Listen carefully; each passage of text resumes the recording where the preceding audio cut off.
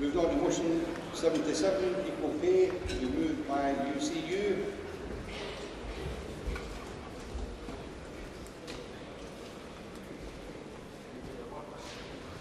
Could I remind delegates the speaking time for movers is 5 minutes and 3 minutes for other speakers. Chair, Congress, Sharon Sweeney, UCU Scotland, moving motion 77. Whilst progressive work since the Equal Pay Act 1970 has achieved a closing of the pay gap, and women doing men's work for lesser pay is less prevalent, it is intolerable that a gender pay gap remains a reality, let alone the larger variances within the higher education sector. I'm quite sure the Dagenham workers would be appalled if they were in this room today, and I'm quite sure that they thought their strong collective action would have progressed the agenda much further than it has already. The gender pay gap in higher education has fluctuated over the years, but looking at the rate of progress over the last 10 years, it will take until 2050 to close the gender pay gap.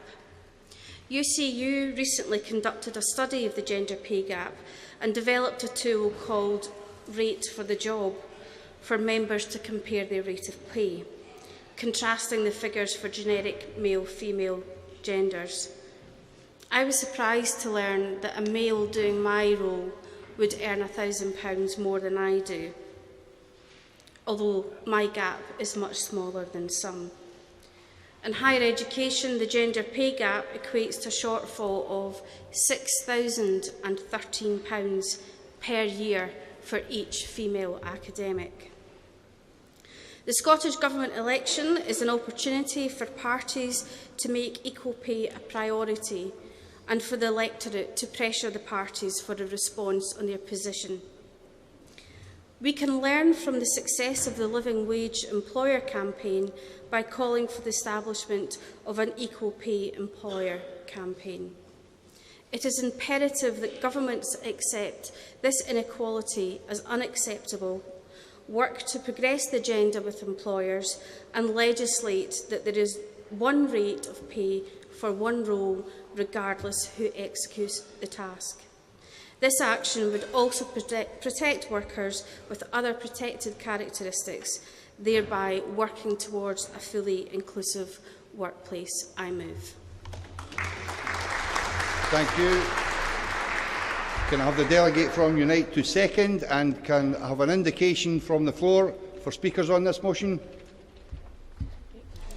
Thanks, Chair. Brian Simpson from Unite, speaking in support of motion 77 on equal pay.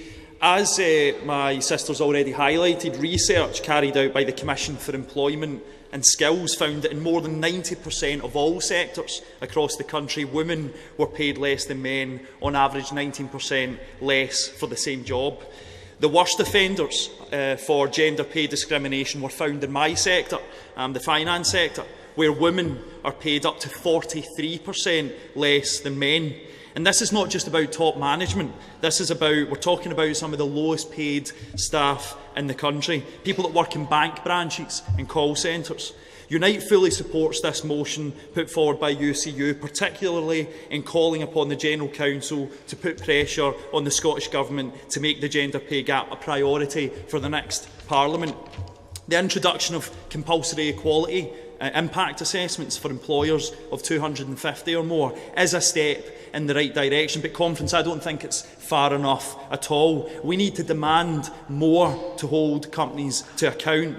When banks like Lloyds, a company that we own, by the way, think that they can pay women as much as 50% less than men, we need an equal pay task force which can hold such companies to account for what are effectively breaches of the Equality Act as well as the Equal Pay Act. Comrades, it's 46 years since our movement, led by the sisters in Ford Dagenham, forced the implementation of the Equal Pay Act. It's more than about time that the Scottish Government legislate to give the Equal Pay Employer scheme the teeth that it needs to truly close the gap once and for all. Thanks.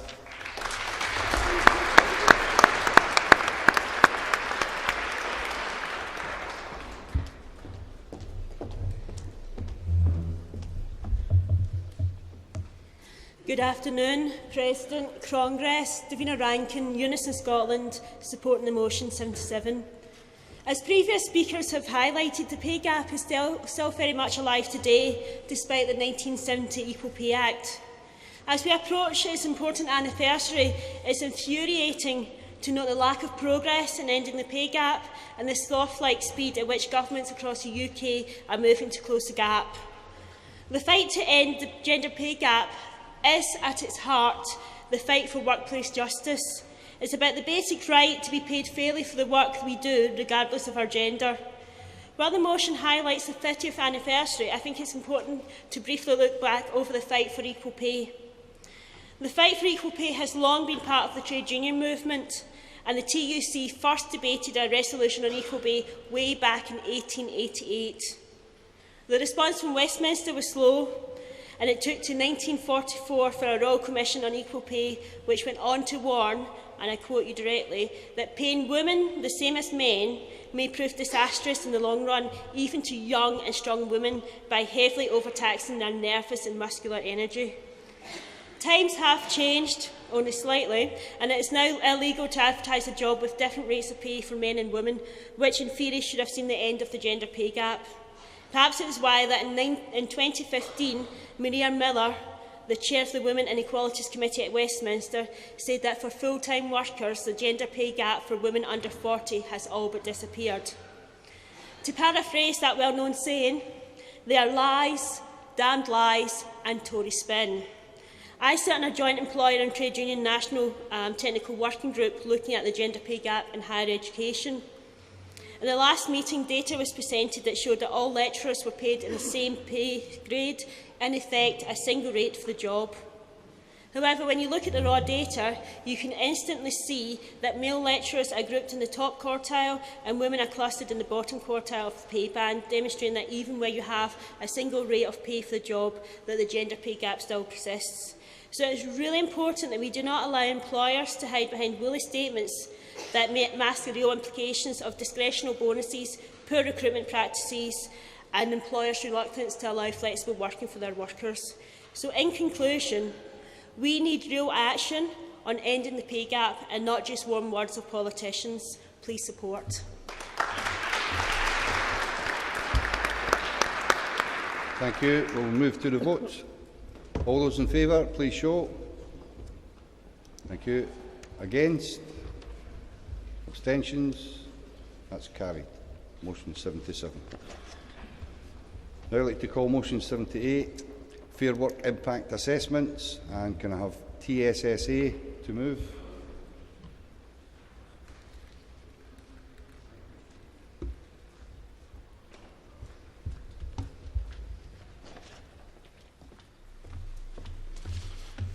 President, Congress, Steve Lawrence, Transport Salary Staff Association, moving motion 78, Fair Work Impact Assessments. The decision to bring the British Transport Police in Scotland into Police Scotland has caused major disruption and insecurity for our members. The British Transport Police were functioning well and were not broken. The Railway Police Force has served the industry well since the 1830s. The BT Police have a unique set of skills specifically geared to the rail industry, and these will be diluted and lost. Examples being dealing with travel fraud, railway bylaws, infrastructure, like cable theft. Now, the railway police have specific skills to catch and apprehend thieves. There's TSSA members employed in civilian support, and these workers were not involved in this decision made by the Scottish Government. The ScotRail refranchising obliged ScotRail to enter into a deep alliance with Network Rail. This is a merger by the back door, leading to threats of redundancy for safety-critical staff, causing major stress and disruption for our members in both these organisations. In fact, a recent ballot of both organisations resulted in an overwhelming mandate for strike action. We note the STUC has developed a positive relationship with the Scottish Government through a number of initiatives, including the Working Together Review and the Fair Work Convention. We want this to be taken further. We think and we hope you will support the creation of a Fair Work Impact Assessment to ensure that when Scottish Government's policy drives workplace change, its impacts are assessed before any change is implemented. Nobody wants more jobs put at risk as a result of blind policies which aim to fix what ain't broken and put our members' livelihoods at risk. Congress, I urge you to support this motion.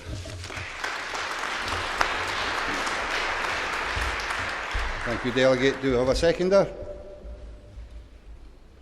No, formally. Thank you. Now move to the vote. All those in favour, please show. Thank you. Against? Abstentions? That's carried. Motion 78. We'll now move on to motion on Parliament and Democracy, section 10 of your agenda. I would like to call motion 121, freedom of speech, to be moved by the NUJ.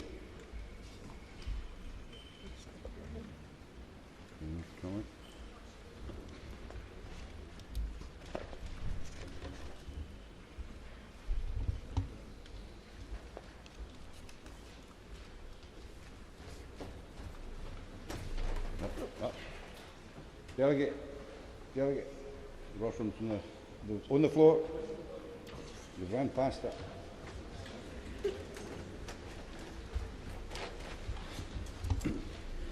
Thank you. Start. Simon Barrow, National Union of Journalists in Scotland, moving motion 121 on freedom of speech. Colleagues, along with other unions, we in the NUJ recognise that attacks, threats, harassment and sanctions against workers are sadly nothing new. This motion makes it clear that freedom of expression is fundamental to the very rights of workers our movement came into existence to establish and defend, and that an attack on one is an attack on all. Every year, hundreds of journalists and media workers across the world are killed because what they write or say is a threat to some violent, oppressive organisation or government. At least 1,188 reporters have died since 1992, with thousands injured, imprisoned and tortured. The more detailed statistics from the International Federation of Journalists, from the UN and from human rights bodies like Amnesty, some of which you will hear from the seconder of this motion, are truly horrific.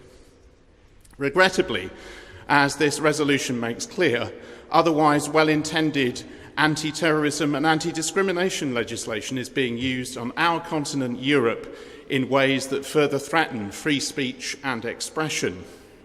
For example, you can look at environmental and other demonstrations and protesters in France who have had restrictions and bans imposed upon them, which do nothing to honour the shocking murder of journalists and cartoonists on Charlie Hebdo and other publications. Now, colleagues, I'm a consumer as well as a producer of digital, print and broadcast media, and like many trade unionists, I do not like the material that some of the corporate-dominated companies pump out against us.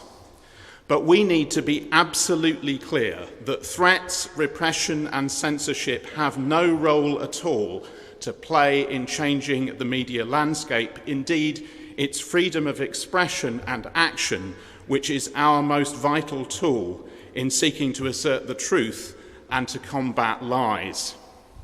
Governments and agencies that seek to menace media workers, seize information, spy on communications and create a climate of fear, cyberbullying and self-censorship must be resisted at every turn. In supporting this motion, you're backing the important work of the NUJ and other unions in collaboration with the STUC in protecting and defending free expression for us all. At the same time, we're calling on the Congress to back a wide-ranging debate on how we define and enshrine free speech in the face of the new threats we face in the 21st century, with Scottish trade unionists and civic groups and all who want a diverse, open, critical and uncensored media playing an important part in that conversation. Colleagues, we need to be vigilant and active in supporting the rights and freedom of all workers, including media workers at this time. Please support this motion. Thank you. Do we have a seconder? Yes, can I get an indication just now if any speakers? Yep. President, colleagues, Douglas Chalmers, UCU Scotland. The statistics of violence against journalists truly are appalling. As Simon has pointed out, in the last 20 years, 1,198 journalists have been killed just carrying out their work. Of the deaths, 71% were murdered. 71% murdered in pursuit of freedom of the press. 17% died in crossfire or combat, and another 11% in dangerous assignments. The 10 deadliest countries, if you want to put a list of shame, are Iraq, 230 deaths, the Philippines, 109 deaths, Russia, 77 journalists killed in the last 20 years, Colombia, 76, Mexico, 69, Algeria, 61, Pakistan, 59, and India, 49. Now, you may have noticed as trade unionists, all of these countries are ones where trade unionists face uncertainties and repression. The United Nations Declaration of Human Rights in 1948 said, "Everyone has the right to freedom of opinion and expression. This right includes the freedom to hold opinions without interference and to impart information and ideas through any media, regardless of frontiers." And this freedom is under attack. Every year, the organisation Reporters Without Borders puts a ranking of countries in terms of their freedom of the press. And incidentally, their freedom of the press index puts the UK not at the top, but 20 out of the 22 countries that they say have what they call a free press. We know the problems with the freedom of the press that you get here, but we're quite low at the bottom. According to the same organisation, more than a third of the world's people live in countries where there is no press freedoms. In the European Union, we have media freedom as a fundamental right enshrined in the European Convention on Human Rights. Well, we do at the moment. The Tories are trying to get rid of this. So I would hope you could support this motion. It calls on the STUC to support the good work of the NUJ in defending freedom of speech and to sponsor ongoing events, public debates and so on, and raise within trade unions the importance of freedom of expression and freedom of speech. Thanks very much.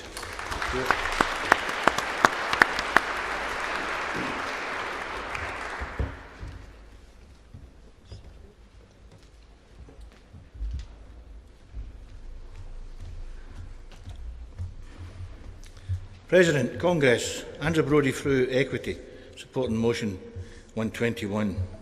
Freedom of speech, freedom of the press, freedom of association and expression, freedom of literature in the arts and film, TV and theatre, and any form of censorship are not acceptable in a free-thinking society.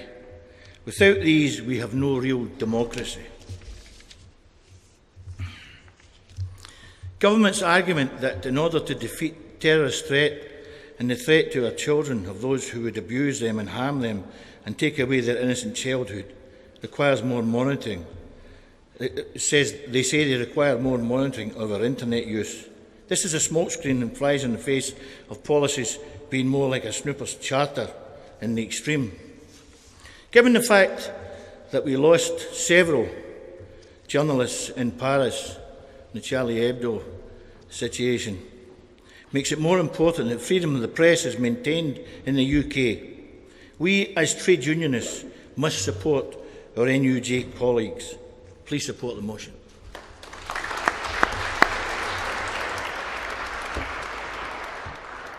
Thank you. I'm going to move to the vote. All those in favour, please show. Thank you. Against? Abstentions?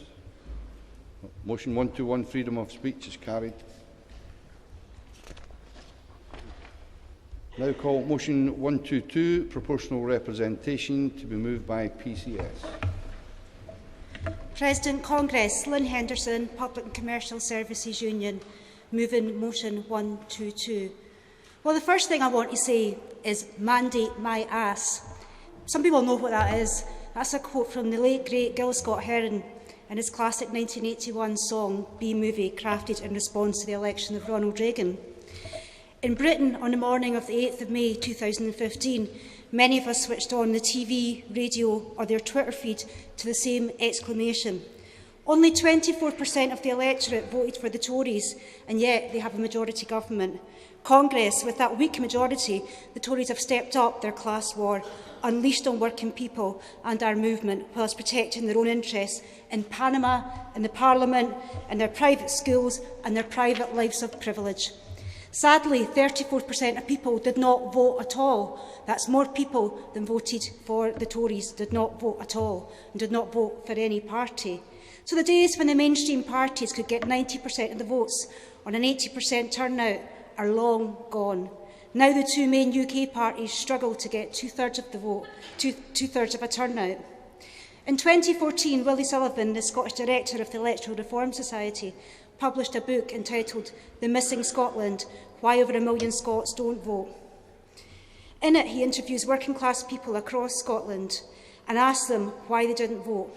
They didn't vote because they don't believe that the politicians and the parties representing them at Westminster actually are about bringing about change. They don't vote because they don't see any hope in bringing about change in our society.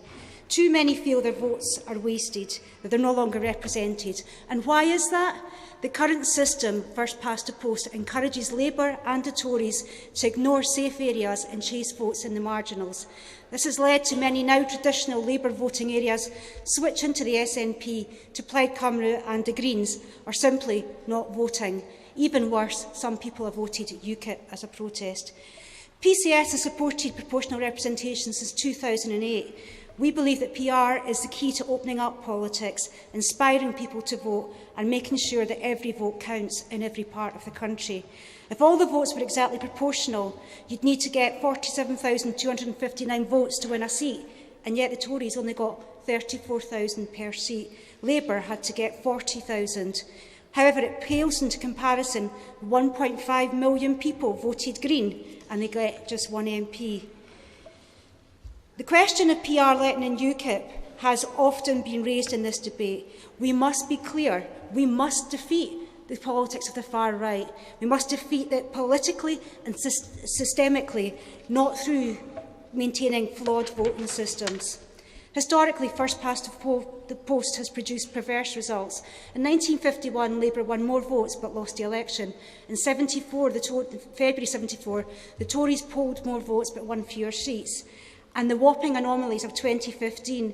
In Wales, the Tories polled 408,000 votes and had 11 MPs.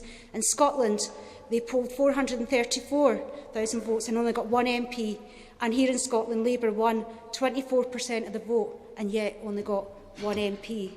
We now use forms of proportional representation in the Scottish Parliament, the Welsh Assembly, the Greater London Assembly, Scottish local government, European elections. It's only Westminster that we stick with first past the post. And yet, the electoral reform, and PR in particular, is still regarded by some in our movement as some kind of preoccupation with middle-class Liberals. The clean-cut first-past-the-post swing from Labour to Tory and back again has dwindled along with turnout at elections. It's time to act to bring about that change. Congress, we now have the TUC policy in favour of PR. PCS and NAPO moved it at the last Congress down there, supporting PR for Westminster. The Greens, the Lib Dems, the SNP, Plaid and an increasing number of Labour MPs are now calling for PR. Congress, first past the post, has passed its sell-by date. Support the motion. Let's make our members' votes count.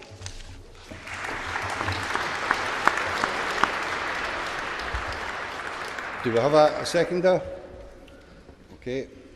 Can I ask at this point in time if there's an indication for contributions?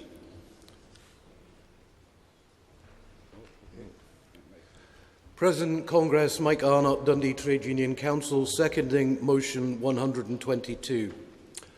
On the 16th of November 1922, at an open window in the corridor on the right of this hall, stood a number of nervous men. They were the candidates awaiting the result of the general election for the Dundee constituency, which was about to be announced to the crowd below. One of those candidates was Winston Churchill. Another was a son of Paisley, who 22 years later made a telling contribution to the Speaker's Conference in Parliament on electoral reform. Willie Gallagher MP, for it was he, proposed lowering the voting age to 18, fairer constituency boundaries, the abolition of university and business votes, and for multi-member constituencies using the single transferable vote. That was in 1944. And still, we have the atrophied process of first past the post for Westminster elections. This motion isn't prescriptive. It simply calls for support for proportional representation in Westminster elections, something we can all surely support. I second.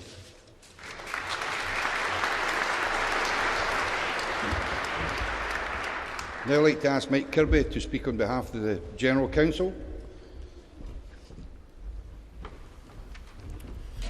Thank you, President Congress. Mike Kirby for the General Council, asking PCS to remit motion 122, and in doing so assuring PCS that we have an underlying understanding and sympathy for the case which PCS are arguing.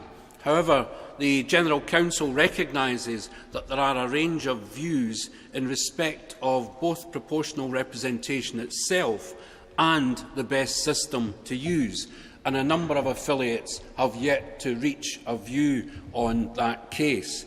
The political situation in both Scotland and the UK has moved on considerably since the debates of the 1980s, and politics is considerably more diverse, as Lynn has argued. The two major parties are receiving a declining joint share of the popular vote, and three different systems of proportional representation exist for elections in Scotland. The continuing disaffection with mainstream politics, while not attributable to the electoral systems alone, at least poses the question as to whether alternative systems should be introduced. And over the past 30 years, first Labour and now SNP have achieved election results which significantly outweighed their share of the vote.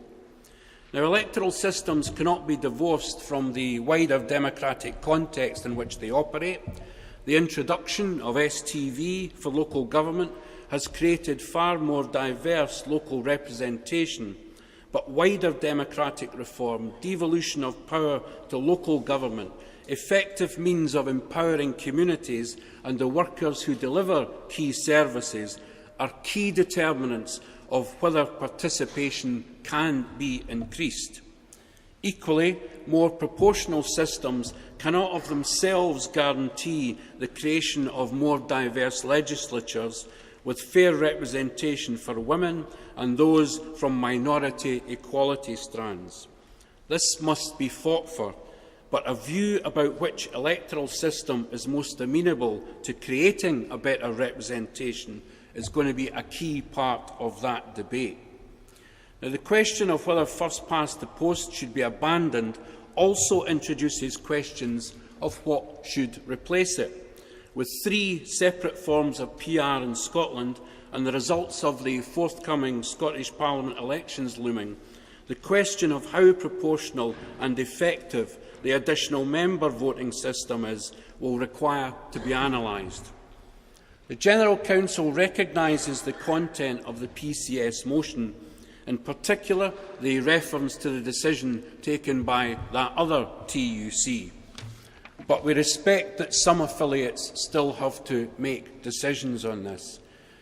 As the number of affiliates have yet to reach a position, the General Council is asking PCS to remit the motion to enable an investigation by the STUC Policy Committee, followed by a recommendation to the General Council and hopefully back to you at this time next year.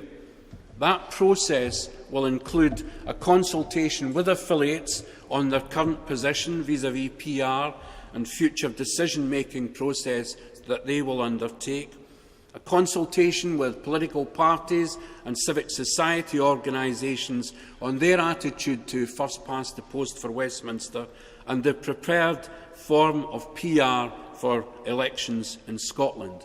And will also have a round-table event with the Electoral Reform Society to discuss proportional representation and the wider issues of democratic reform and engagement of the electorate. And the General Council will start that process at its strategy session at the beginning of June. And with those assurances, I'd ask PCS to remit motion 122. Thank you. PCS with the right to reply.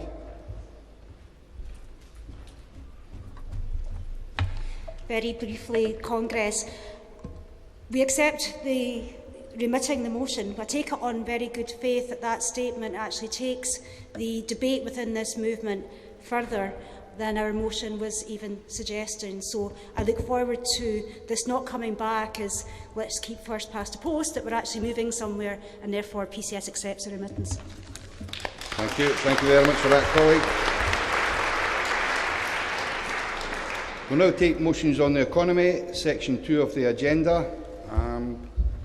Call Composite A, covering motions 1 and amendment, 9 and 10, manufacturing and Scottish Steel, to be moved by the STUC General Council.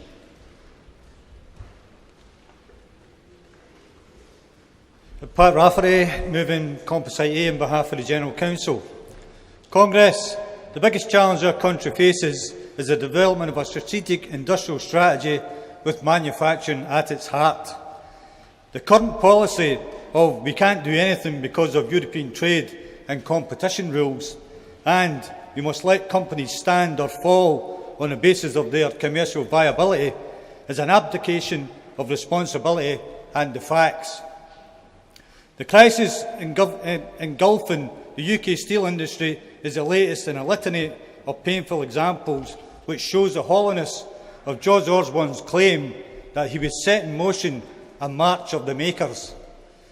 In contrast, an austerity programme has been enforced by the Conservative government at Westminster and implemented by Holyrood.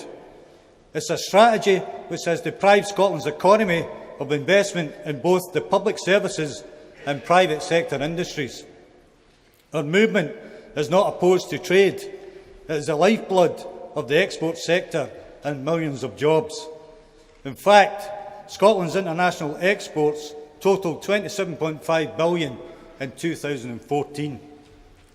But we don't have a level playing field, nor do we even have the hated free market.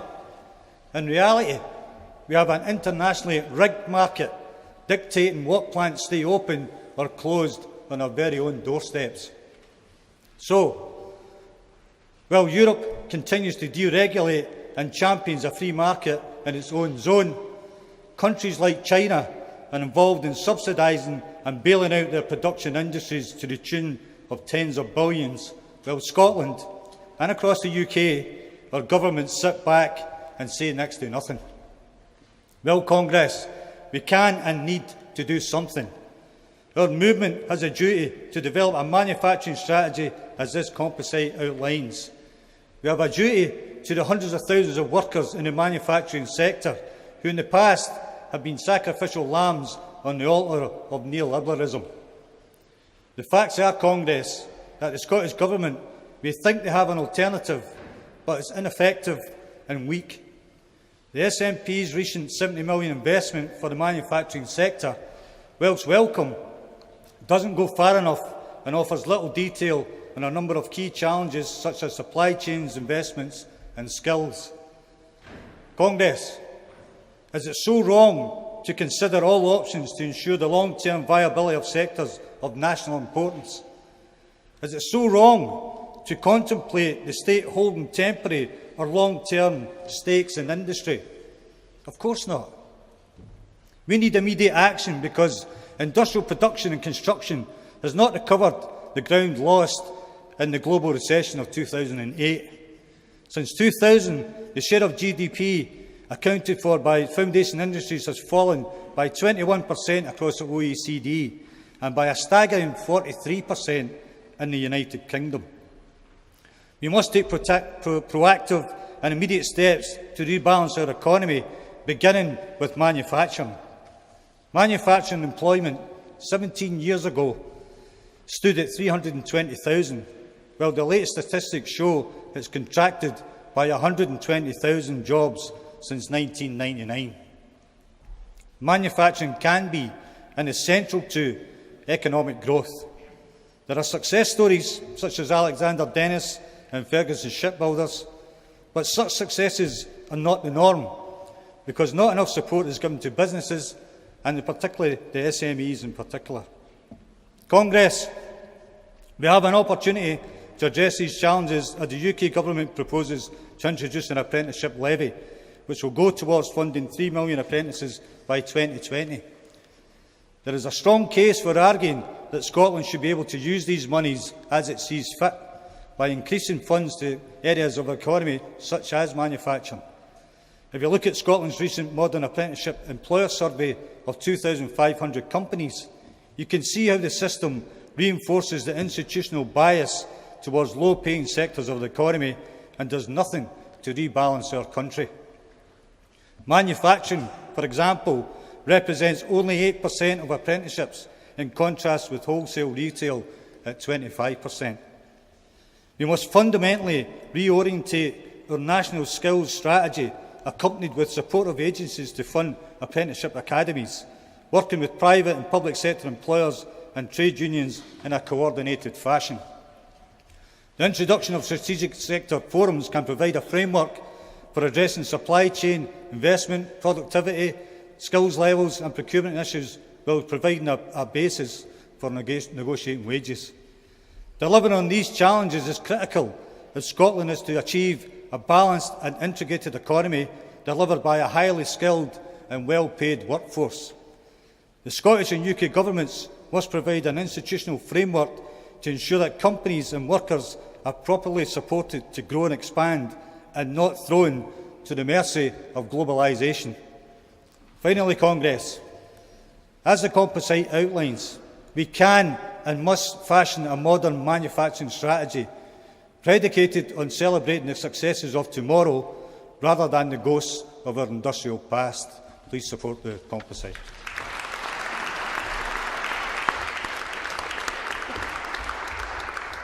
Can I ask community to second the composite?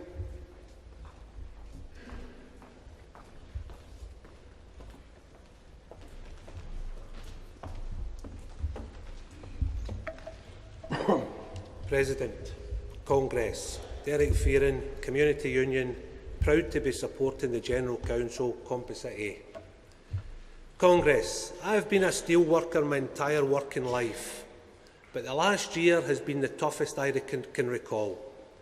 The UK steel crisis found its way to Lanarkshire and threatened the closure of DL and Clydebridge. It wasn't just the jobs at risk, it was our lives, our identities and our history. But we have steel in our blood and would not let the industry die without a fight. A task force was immediately initiated, which I had the great privilege to be part of, with the priority of helping to try and secure a future operator for Clydebridge and the DL plants. With a lot of hard work and determination from Tata, trade unions, cross-party MPs and MSPs, we thankfully managed to find a new operator in Liberty House. I know that manufacturing has been on the decline and has been for a very long time, which we must stop now. Congress, one of the many positives that came from the task force was the understanding that a need for a joined-up manufacturing strategy is of paramount importance, not only for Scotland but the entire United Kingdom. As we all well know, our brothers and sisters in England and Wales are fighting for survival, and the industry does not recognise any borders. We must develop the Manufacturing of Excellence plan and prepare our young generation to take this nation forward into the decades to come.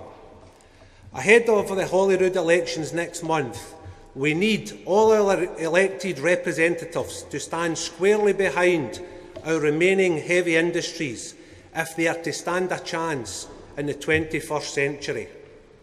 We need a political consensus in the Scottish Parliament to deliver a long-term industrial strategy that supports steel and our entire manufacturing sector.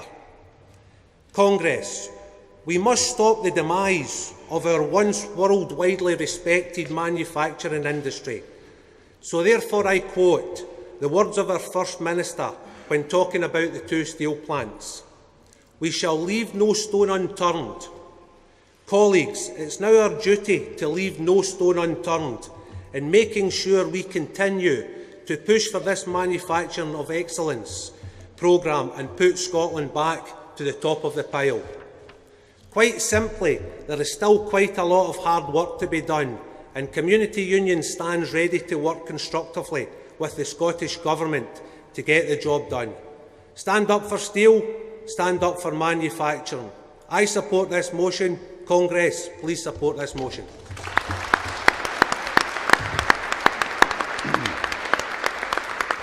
Could I have GMB Scotland, followed by Inverness and District Trade Union Council.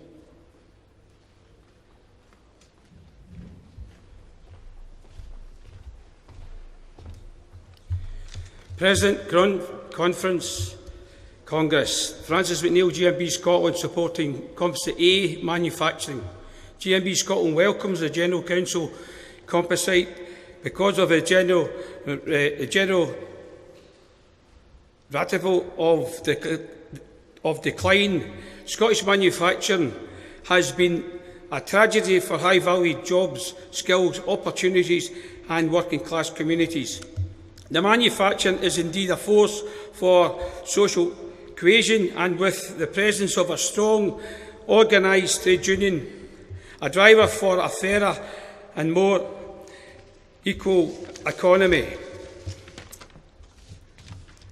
It's just a great shame that Conference we have no meaningful industrial strategy to pursue a growth agenda throughout the manufacturing at Westminster or Holyrood. From the March of the Markers and also a manufacturing future for Scotland, we have enough of the glump for political rhetoric. It has failed communities like those across Fife and also loss of industry giants like Lungannon and Telus Russell. It is failing communities of UK steel towns, as we can see in the news every day.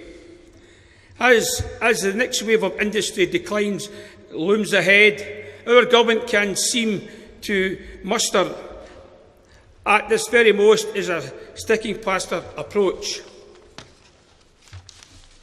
Conference. If we want to avoid becoming a full-on, low-wage, precarious and individualised economy, we desperately need a new agenda for manufacturing in the 21st century. The requirement of a comprehensive, independent statute plan and a realistic achieved over the objectives of the composite conference. It can be done, but it requires the political will of our leaders to work with us to achieve this. Let's carry forward the collective and a great proposal from this moment, as we need to do this. This is a desperate situation. I support.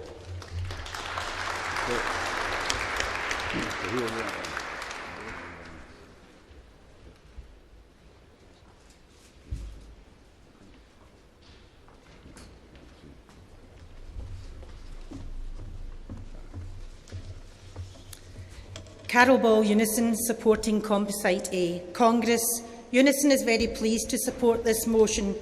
I am going to focus on public procurement, and I join in the criticism of the Scottish Government's A Manufacturing Future for Scotland plan, which really is a missed opportunity for a much-needed comprehensive manufacturing strategy.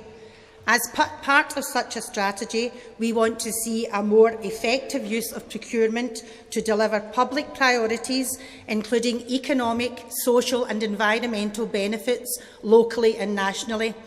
We also need, as the motion says, to build in policies that address the underrepresentation of women in manufacturing and their concentration in occupations with the lowest pay. Scotland Steel should have a major role in the growth of renewables as part of the switch to a low-carbon economy.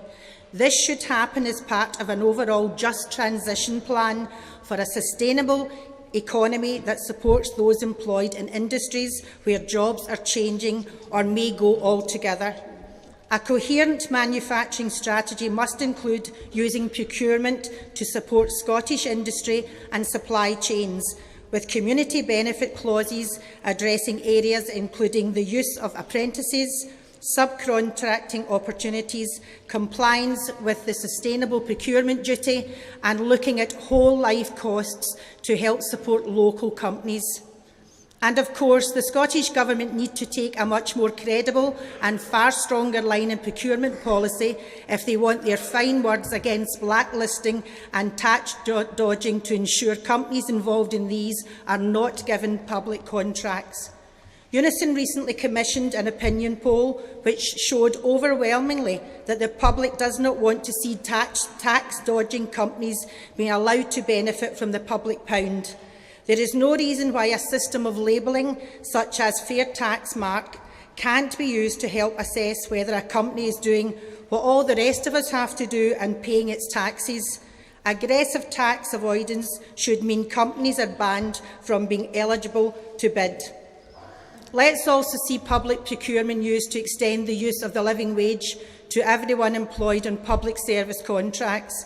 Raising wages boosts local economies, and of course we mean the actual living wage calculated according to what is needed and not the bogus so-called national living wage brought in as a con by the Chancellor George Osborne.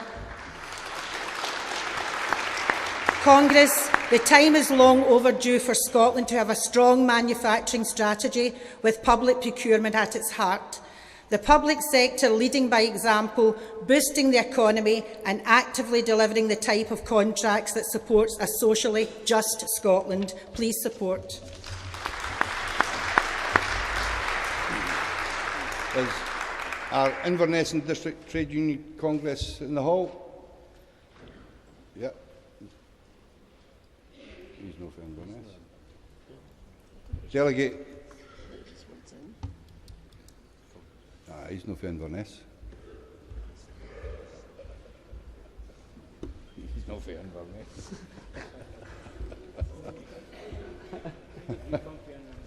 Tommy Brennan, North Lanarkshire Trade Union Council, supporting Composite A and especially the part in relation to steel.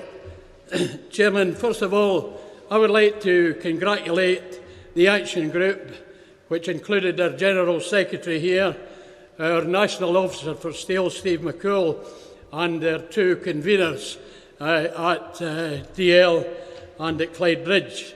I'd like to congratulate them on their success so far in retaining the DL and Clyde Bridge Steelworks.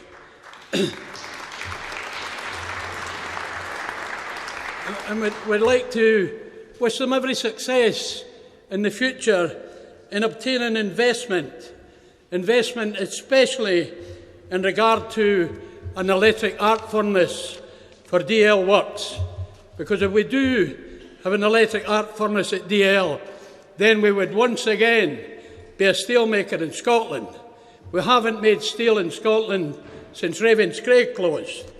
But if we do get the electric arc furnace, it would mean that we were a steelmaker once more, and not dependent on steel from elsewhere. We would be a steelmaker, not a steel processor, as we have been since 1992. And it would allow us to stand on our own 2 feet, to supply our customers with what they need on time and to the quality that they require. And Chairman, at this moment I would like to say that we wish every success to the steelworkers at Port Talbot, because having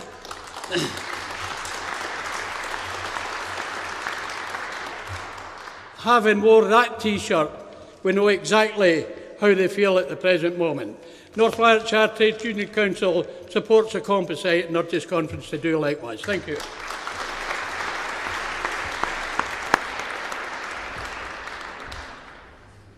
Thank you, Delegate. We'll now move to the vote.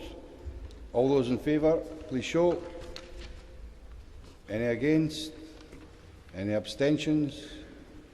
Composite A Manufacturing and Scottish Steel is carried.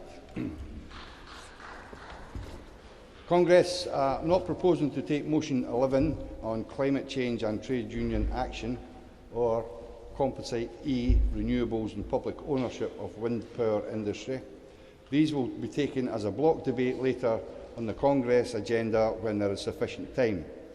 We will continue with single motions until 5:20, starting with motion 14 after Composite D, if time permits. So we move to Composite D,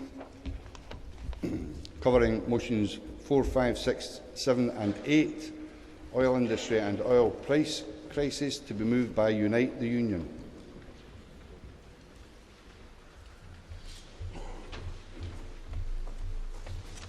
Chair, Conference, Debbie Figures, moving Composite D in the offshore industry and oil price crisis. Congress, the lack of an industrial policy, both here in Scotland and across the UK, is the reason for the damage to much of our industries, including, unfortunately, the offshore sector. 2 years ago, Oil and Gas UK estimated that the sector supported 440,000 jobs across the UK. That includes direct jobs in the industry, its supply chain and induced employment across the wider economy. Around half of these jobs were in Scotland.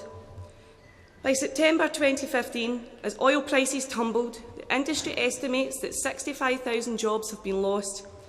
Let me repeat that, 65,000 jobs. Remember, that's 65,000 families, not individuals. Therefore, around 240,000 people affected by this. It's unbelievable. In particular, the northeast of our country has been the hardest hit by this crisis, and it's had an enormous impact on direct and indirect jobs. The number of people receiving job seekers allowance has almost doubled in Aberdeenshire, a 92% rise last year, while the claimant count in the city of Aberdeen increased by 69%. Also, the number of start-ups in Aberdeen fell by 12% between the third quarter of 2014 and the same period in 2015. With the price of oil still slumped below $40, this means that the crisis will continue unabated unless both the Scottish and UK governments get their act together, by bringing together industry and offshore trade unions to find ways to alleviate the pressures on employers and to protect jobs across the UK continental shelf. Companies are also set to reduce spending on investment and exploration by £170 billion. That's 37% of the current spend by 2017. That's why we need greater support for the sector to help ensure that safety standards are upheld while the industry endures a period of considerable uncertainty. In addition, government revenues from the profits of the oil industry in the UK have fallen from £111 billion in 2010 to an estimated £130 million in 2015-16, and are likely to remain a small fraction of what they have once been in the years to come in light of companies rolling back operations and the low oil price. So in this context, Congress, the Chancellor's recent budget was a missed opportunity from our perspective and does not redress the importance of preventing a race to the bottom by the lack of investment in essential infrastructure, such as platforms and pipelines, to ensure that they are not decommissioned early. Initiatives like city deals and retraining programmes for redundant workers are all welcome, but unless there is a meaningful intervention from the UK Government to encourage investment in offshore exploration and production, then this will be a prolonged depression. That's why Unite has resisted efforts by certain companies to unilaterally impose terms and conditions in this climate, because the problems facing the industry cannot be resolved with a hard gun to our members' heads. We need to protect terms and conditions, skills, the safety of its people and the offshore production, and the industry's most important resource is its people. Let's be clear, Congress. The economic benefits of the industry will not be maximised or its fortunes reversed by undermining safety and job security through imposition or allowing the pool of skilled labour to simply disappear. Recognising the scale of these challenges, the offshore unions have come together to form the Offshore Coordinating Group to ensure that we can fight back on jobs, safety and terms and conditions in a united way. We are not a barrier to progress. On the contrary, we are part of the solution to ensuring the sector's economic recovery. And the press, politicians and, above all, the companies offshore should remember that and work with us. I move. Thanks, Delegate. Can I have the RMT to second?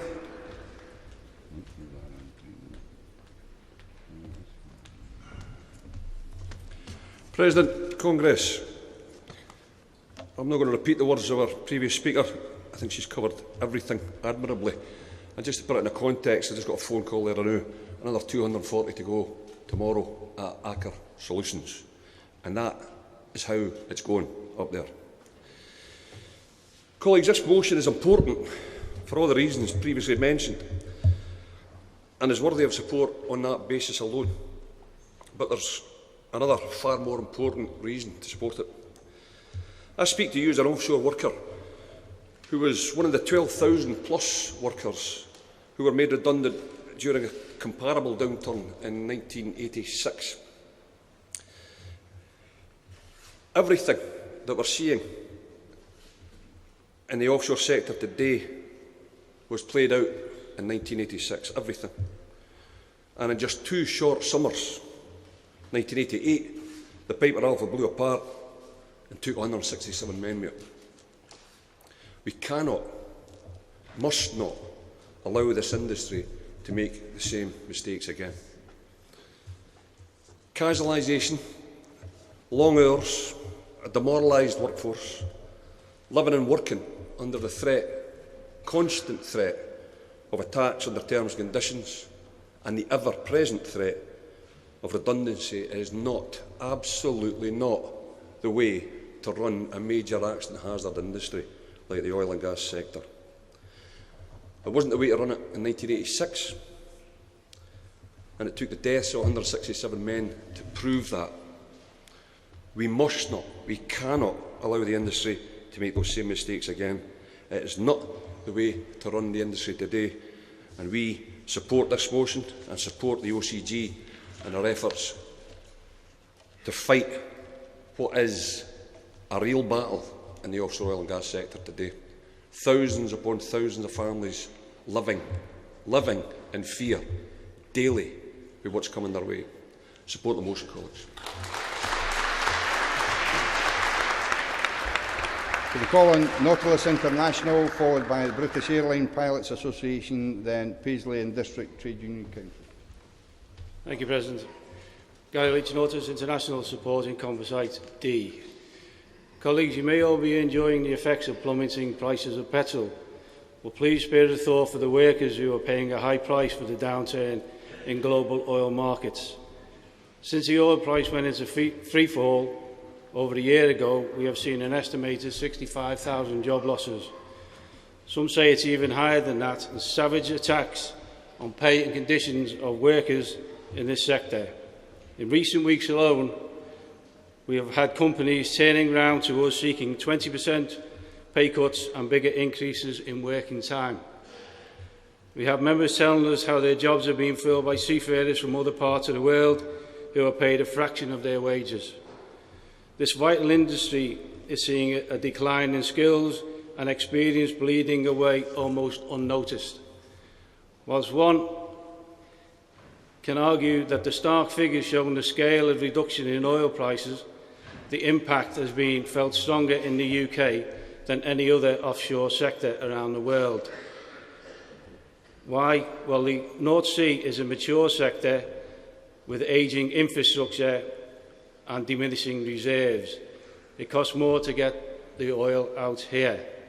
But we believe that this sector has also suffered from a hands-off approach from a government which is more than happy to turn a blind eye to the Wild West working conditions that exist out there.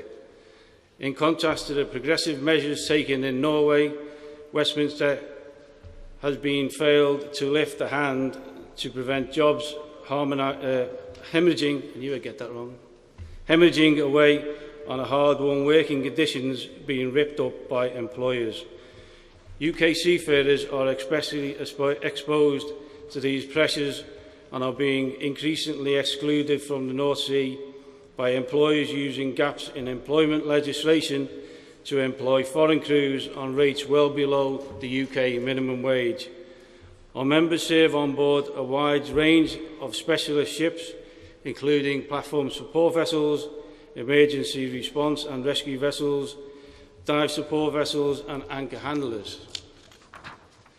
The seafarers who serve on these ships have spent years becoming highly qualified, extensively experienced personnel who can operate their ships safely and in the most dangerous and damaging conditions. The loss of these jobs and the associated cuts in training of new seafarers should be a huge concern to the UK and to Scotland in particular, where a significant proportion of the UK maritime skills base originates from. In such crucial industry, the way in which the clock is being turned back on working practices in the North Sea and massive increases in working time are deeply disturbing. But unions believe that there is still a future worth fighting for, that there is still a reserve out there, and there will also be post-oil economy to plan for. By building a sustainable future requires cooperation, Can you wind up, please? innovation. Please support us in our struggle against unfair competition in the offshore sector, including flags of convenience ships, low-priced foreign seafarers, which cannot be permitted in any other countries, and build a better future for us all. Thank you. Thanks, Delegate. With the British Airline Pilots Association.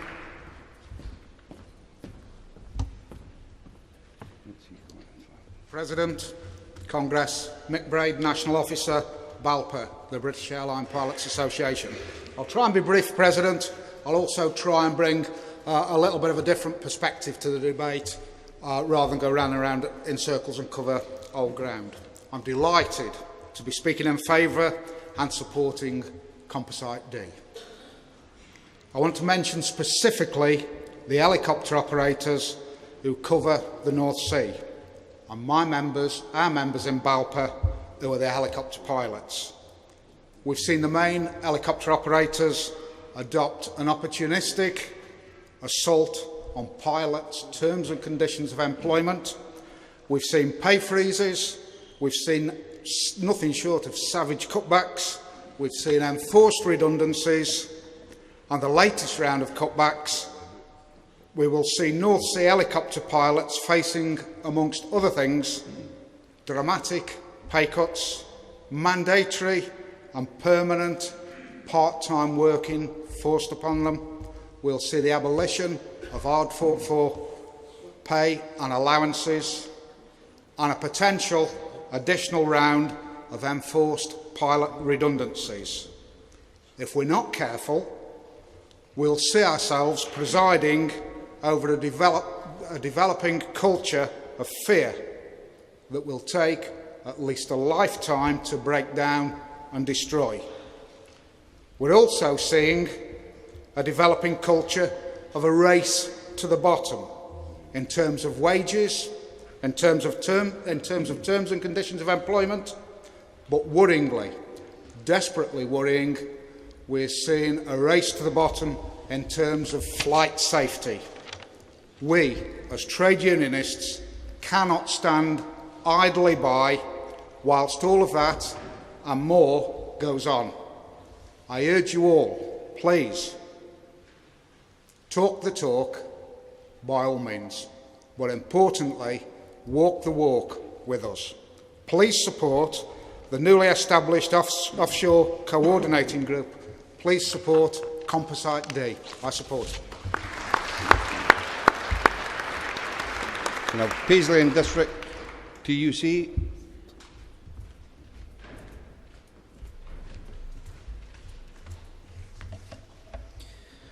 Alan Ritchie, Paisley Trades Council, speaking in support of Composite D. This composite quite rightly calls for support for the BIFAB workers who are fighting to keep their 3 yards open. And I would like to welcome the convener and representatives of the workforce here in the balcony today, and I wish them all success and welcome to the People's Parliament. All success in your campaign.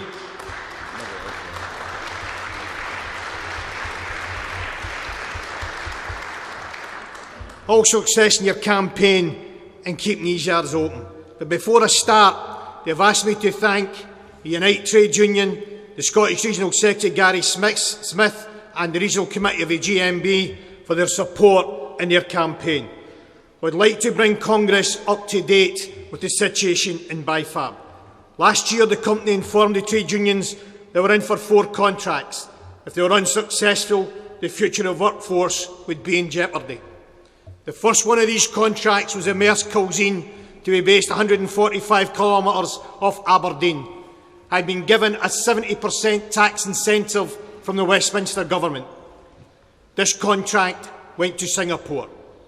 The next contract was for Statoil, 30 kilometres off Peterhead, £150 million of Scottish taxpayers' money used as a subsidy.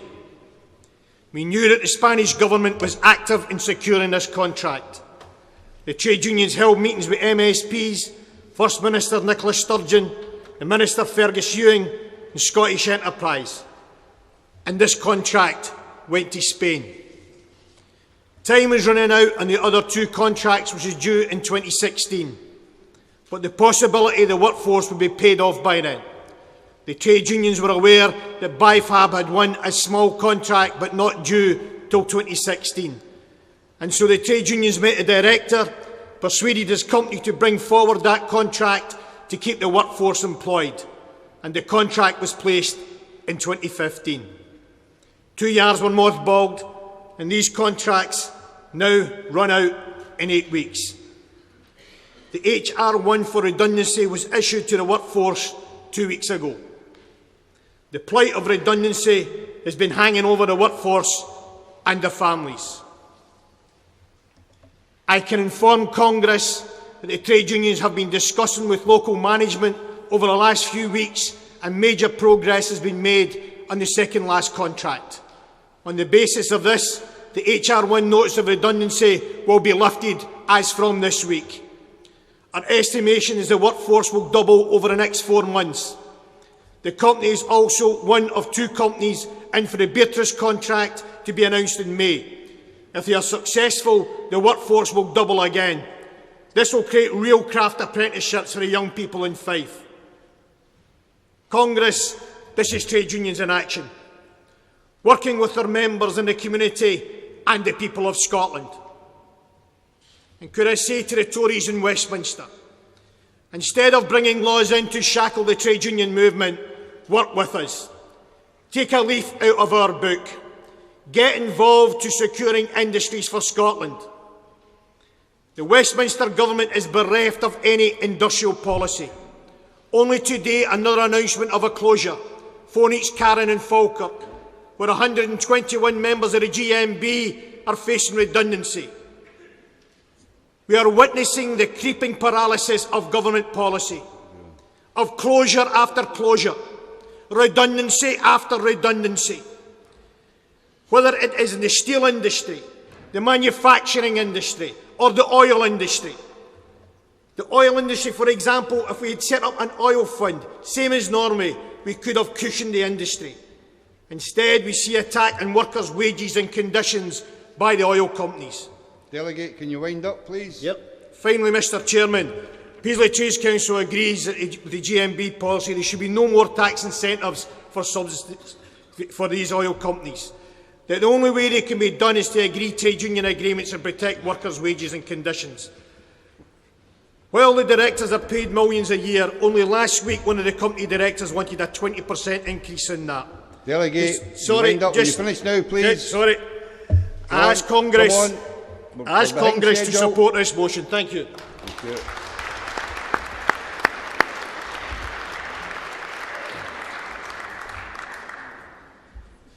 You're not on the list of speakers, delegate, sorry. We're behind time. We really need to move forward. So I want to put it to the vote.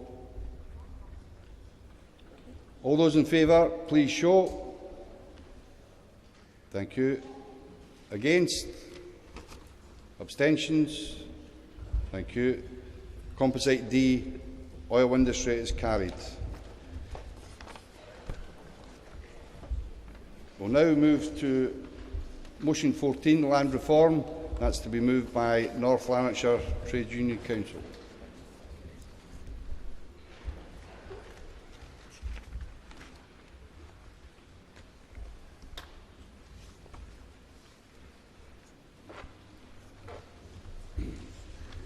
Chair Tommy Brennan, North Lanarkshire Trade Union Council. Brothers and sisters, North Lanarkshire Trade Union Council is moving motion 14, land reform, and conference calls on the government to ensure that the transparency provisions within the current land reform bill published in June 2015 are fully effective, and that land reform should be an ongoing exercise and may take subsequent legislation and a whole cultural shift in people's thinking about what land is there for and who it should benefit. Brothers and sisters, the Scottish Government's vision for a strong relationship between the people of Scotland and the land of Scotland, where ownership and the use of land delivers greater public benefit through a democratically accountable and transparent system of land rights that promotes fairness and social justice, environmental sustainability and economic prosperity. There must be a more fairer and more equitable distribution of land in Scotland, where communities and individuals can own and use land to realise their potential. Scotland's land must be an asset that benefits the many, not the few. An estimated 750,000 acres of land in Scotland are owned by secretive companies and trusts based in tax havens such as the Cayman Islands, in Jersey, Bermuda, the British Virgin Islands, and they're all designated as secrecy jurisdictions. And now we have Dodgy Dave in the Panama Papers as well. Brothers and sisters, 1/5 of all rural land cannot be identified. It's hidden away from the government and from the public. Huge swaths of our country, and we don't know who owns them. Chairman, this matters. It matters because it's a way of avoiding tax. It's a way of laundering money. And it matters because it's just not right. In January this year, Chief Police investigators warned that complex offshore ownership structures also created a bureaucratic nightmare for enforcing the law, specifically in relation to prosecuting the wildlife crime that took place in the Kildrummy estate. And police found it impossible to identify a legal owner of that land, and it's held offshore in Jersey, despite 3 years of effort and significant international investigations. Surely, Chair, surely there is something, as a wee guy in the Craig would say, there's something no right wrong here.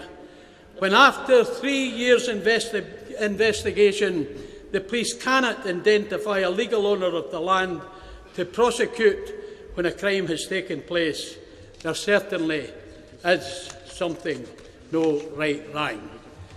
The UK Government, Chair, has played an important role in the fight against anonymous company ownership, but there's a very, very, very long way to go, and it should start with addressing the biggest global financial secrecy network, which is, of course, the UK's own overseas territories and Crown dependencies. And when asked recently who could shut down the tax avoidance industry on the Cayman Islands, its Premier, Alden McLaughlin, said, ultimately, the UK can, because they have the overriding responsibility. They may have the overriding responsibility, but why don't they use it, you may ask? Well then, your guess is as good as mine. Finally, Chairman, there is much, much more to land reform than time permits us to discuss in this motion. Recent legislation is not strong enough. They must tighten it up, they must give it more teeth, and they must give it more teeth in regard to tenant farmers, common good land, vacant and derelict land, crofters' rights, the right to buy for secure tenants and smallholders, the provision of rural housing, especially farmhouses and cottages rented as part of an agricultural tenancy. And the list goes on and on and on. But as I say, there's not enough time. So, Chair, North Lanarkshire Trade Union Council ask conference to support the motion. Thank you very much. Thank you. Do we have a seconder for the motion? Formally, thank you. An indication of any contributions? Thank you. We'll move to the vote. All those in favour, please show. Thank you. Any against? Any abstentions? Motion 14, Land Reform, is carried. Congress, it now gives me great pleasure to introduce Margaret Thomas, President of the Welsh TUC. Margaret is a lifelong trade unionist, joining a trade union on her first day in work. She became active in her union following the privatisation of the bus industry back in 1986. She is currently President of the Wales TUC General Council and Chair of the Trade Union side on the Workforce Partnership Council, the tripartite public service social partnership, heading up negotiations with the Welsh Government. She is also an advocate of promoting workplace development and learning and a benefit of both individuals and employers. Margaret, would you please like to address Congress?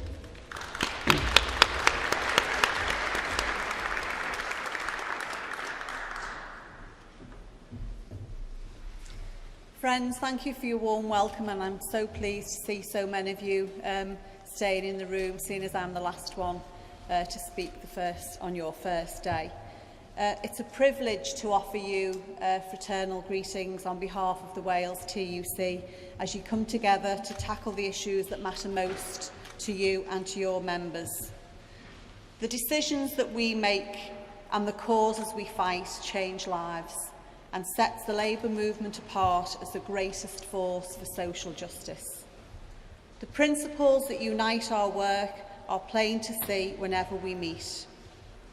Protecting strong public services, fighting for universal welfare that benefits us all, and demanding an economy that delivers a fair share and voice for the people who drive it. Those principles, the cornerstone of our Labour movement, are hated by Tory UK ministers, responsible for the longest fall in earnings for 150 years, while guaranteeing tax cuts and sweetheart deals for the richest few and tax dodgers alike. I say shame on you, David Cameron, and your cabinet. Comrades, we know austerity continues to force those who had nothing to do with the crash to pay the heaviest price. Forget the rhetoric aimed to distract. In George Osborne, we have a Chancellor as indifferent to suffering at the bottom as he is to greed at the top. Now more than ever, we're proving that unions are essential to fight for a better, fairer way. Our work, like yours, is dedicated to that aim. You'll know that in Wales, we're in the depths of the battle to save a lifeblood for our economy and communities, the fight to save our steel industry. Colleagues, I've heard you talk about it this afternoon, and I know that many of you will have seen what this means, firsthand, with the efforts made here to save Scottish steel. We were all relieved to see the good news last month that the steelworks at Caird Bridge and Dalzell had brought together following timely intervention from the Scottish Government and relentless work from our colleagues in the steel unions. The task we face in Wales is sadly larger and carries a heavier financial burden, making it almost impossible for a Welsh Government-led solution. However, colleagues, regardless of how large the costs, we're clear about one thing: Wales cannot afford to lose our steel, nor can the UK as a whole. Tata Steel alone is worth 3% of the gross value added to the Welsh economy, with over 6,000 jobs directly at stake, with thousands more supported through the supply chain. These statistics are big, but they don't mean much until you see what the steel industry means to the Welsh communities who depend on it. For decades, steel has given pride, purpose and solidarity to families who have an umbilical link with this industry. There's nothing quaint, outdated or old-fashioned about this. The truth is that this brilliant workforce have been let down by a UK government asleep at the wheel, while unions have fought and worked tirelessly to save jobs and offer alternatives to save the industry. Expert estimates show that the cost to the government of losing steel in the UK stands at £4.6 billion. Yes, colleagues, £4.6 billion. Bad for our finances and absolutely tragic for Wales. In contrast, the Welsh Government has been working closely with our unions and providing leadership and strong support for the industry, helping to force the UK Government into action. But our Welsh Government can't do it alone. A fair playing field, UK Government intervention and the right investment can save steel and whole towns at the same time. I know, colleagues, that I speak across the whole movement in paying tribute to the dedication and determination currently shown by our affiliates in the steel industry, who've ensured that this issue stays on the front pages and is winning a level of public support most politicians never expected and some now fear. Trade unions have forced the UK Government into action, and it's through our collective strength that we will make it happen. We stand in solidarity with those workers in this desperate battle to rescue a truly brilliant workforce in a great industry that can prosper. Conference, looking at your recent achievements, it's clear that the STUC's work is helping create a radical platform for placing fair work at the top of the agenda across Scottish public services, the economy and society as a whole. The Fair Work Convention and the framework published last month represents success we can all learn from, and in Wales, I can tell you we're watching closely to learn lessons on the best way to make government and employees truly understand that good work leads to better outcomes across society. As politicians and devolved administrations clamour for new ways to work in tough economic times, there are opportunities for unions to lead the way in delivering a better life for workers and their families, and I believe that we're doing just that. Across our work, we share many of the same challenges and also have real successes that we should be proud to shout about to grow our respective movements. In recent months, like you, we've been engaged in a pitch battle with the UK Government to stop it forcing the illiberal, illiterate and undemocratic trade union bill on Britain.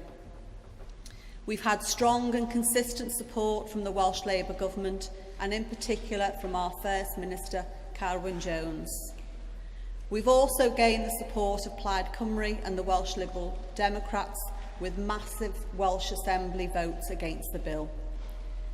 Our view from the outset has been that the bill can only apply in devolved areas with the consent of the Assembly. To reinforce this position, the Wales TUC commissioned a detailed legal opinion from a specialist QC which supported our case and helped build opposition to the bill in the House of Lords and Welsh Civic Society. Not for the first time have UK ministers utterly failed to understand or respect the devolution settlement in Wales. While general employment law is not devolved, the Assembly can legislate on workforce matters in devolved areas. And this has already been upheld in a major Supreme Court decision when the Welsh Government re-established our Agricultural Wages Board after Westminster abolished it. If a UK law relates mainly to an issue that's devolved to Wales, then Westminster has to seek the consent of the National Assembly for it to apply in Wales. And this Tory government is attempting to act unconstitutionally by forcing the bill through despite the fact that the Assembly voted overwhelmingly to withhold legislative consent. The UK government know they've got it all wrong. A leaked letter between ministers revealed that even their lawyers described the case for forcing the bill on Wales as very weak. But they think they can press on regardless. How arrogant, undemocratic and colonial. We will fight them every step of the way. And even the House of Lords, that bastion of social campaigning. But if they do enact this bill, the fight won't stop there. The Wales TUC has won Welsh Government support for draft legislation to be prepared right now so that we can have a Welsh Act in place immediately if the trade union bill becomes law. Our Assembly will repeal the Westminster Act as it affects our devolved areas, and we'll say to David Cameron, see you in the Supreme Court if you dare.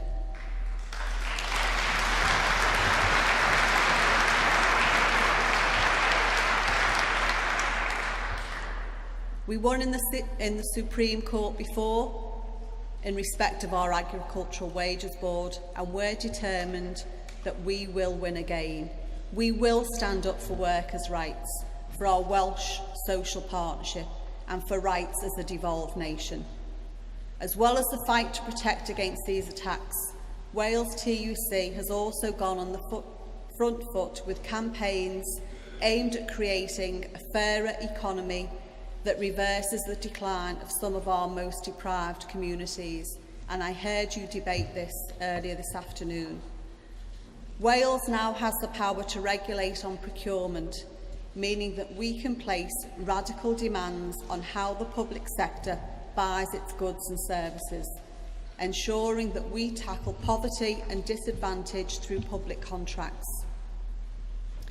Wales TUC's Better Jobs Closer to Home campaign has made a high-profile case for placing major contracts in communities held back by the market.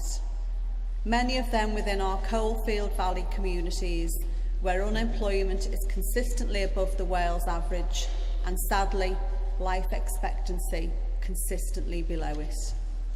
With our plan, new organisations will be set up with a mission to support disadvantaged workers into the labour market with decent jobs. We know that Wales can't prosper while the valleys struggle, which is why we set out an ambitious stall for this demand with campaign shops, TV, newspaper, radio coverage, and we even had a cinema advert with a local rep taking the message to thousands in that particular region. We're now working with the Welsh Government to test this with pilot projects using major contracts to help open up good job opportunities to people often shut out of the labour market. And this includes long-term unemployed, young people, lone parents and workers with disabilities. And there's a different story to tell on public services too, as we continue to work in social partnership with the Welsh Government. There's been no marketisation of the Welsh National Health Service. no junior doctors strike, and just last year my own union, Unison, ensured that the service became a living wage employer. Likewise with education, we've maintained a true comprehensive school system with no academies or free schools, opening up the service to the market. At the same time, Wales has achieved its best ever GCS scores. We've also looked at the bigger picture with our public services as a whole. We need support for retraining and redeployment across our public services if we're to maintain jobs and good quality services. The default, as we all know, for too many employers is to fragment and cut, preserving only their fiefdoms and power structures. Well, the Wales TUC proposal for a Public Services Staff Commission has been taken up by the Welsh Government, and I'm determined, as the lead in those discussions, that we can make this work in the long-term interests of the services we all rely on. Crucially, we want to secure the long-term future of our services, and that means protecting job opportunities for the next generation too. Against the backdrop of vicious cuts from Westminster, it's our duty to fight for a fair allocation of resources, and we, colleagues, will continue to do just that. These are concrete, important victories for us as trade unionists in Wales. But let's be clear, partnership has to get through argument as well as agreement. And when we believe the Welsh Government is taking the wrong course, we're direct about what needs to change. Whoever is in power in Wales, we will always speak truth to their authority and stand up for our members and the services they deliver. Like Scotland, Welsh voters go to the polls next month, and soon after that our conference will meet to collectively push for a vision that places fair work at the centre of Wales's future. And colleagues, I look forward to welcoming your incoming President, Helen Connor, to address that conference in Llandudno at an important time for our movement. So colleagues, thank you for inviting me today, and good luck with the rest of your conference. Diolch.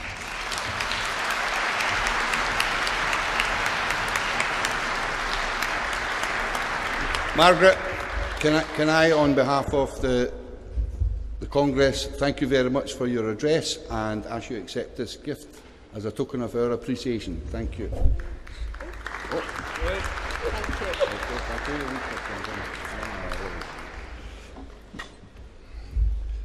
Congress, that now concludes today's business. Can I thank you for your cooperation over the course of today and advise you there will be a bucket collection for the Scottish CND on the way out. Also, there are a number of fringe meetings, receptions on tonight. The details will be on the screen and also can be found on pages 21 and 22 of the Congress programme. Please take a look at them and try and attend some. Can I just finish by wishing you that I hope you have a good evening tonight, but also to remind you we start at 9 a.m. prompt tomorrow morning. Thank you.